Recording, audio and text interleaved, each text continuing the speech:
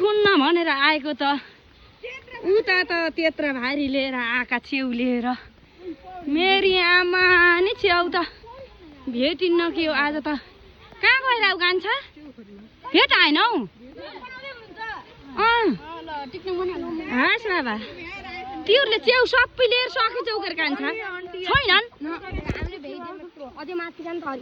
हो को त्यहाँ दिन्छौ र के चलेछौ के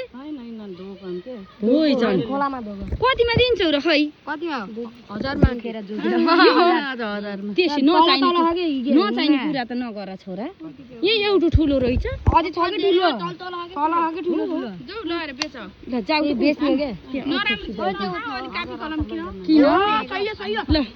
भोलि मस्ती लिएर किन्छ च्याउ तिमीहरूले लिएछौ कि अब तिमीहरूको अहिले लिएर आएर ल